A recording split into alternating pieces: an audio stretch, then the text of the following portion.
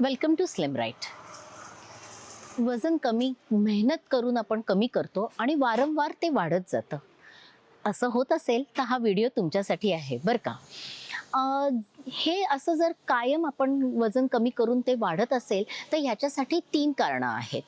एक तर प्रोटीनची कमी, दुसरं म्हणजे मायक्रोन्यूट्रियंटची कमी आणि तिसरं म्हणजे कमी एक्सरसाइज करणं.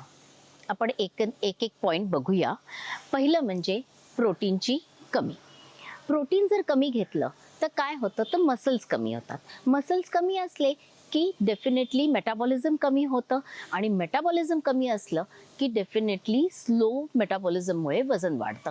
आणि त्याचबरोबर प्रोटीन कमी असल्यामुळे आपण कॅलरीज तर तेवढ्या घेतो आणि त्या कॅलरीज कुठनं येणार तर कार्बोहायड्रेट प्लस फॅटमधनं आणि त्यामुळे वजन वाढत राहतं.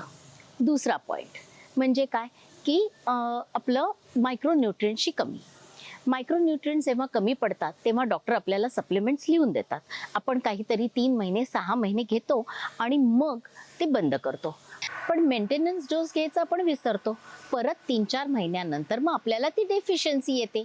मग डेफिशियन्सी आली की आपण काय करतो त्याचे कॉम्पन्सेशन म्हणून ते आयदर आपल्याला क्रेविंग्स येतात किंवा आपल्याला फूडचा व्हॉल्यूम वाढतो. म्हणजे अरबट चरबट खाल्लं जातं, वेळी अवेळी आपण वेगळं काहीतरी खातो असं होतं आणि म्हणून वजन वाढतं.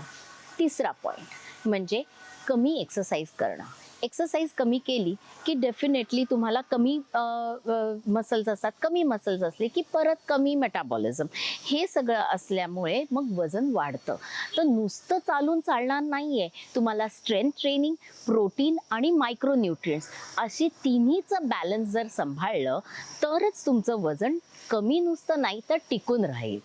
तर वजन कायमच कमी ठेवायचं असेल तर स्मार्ट पद्धत निवडा. Stay fit with slim right.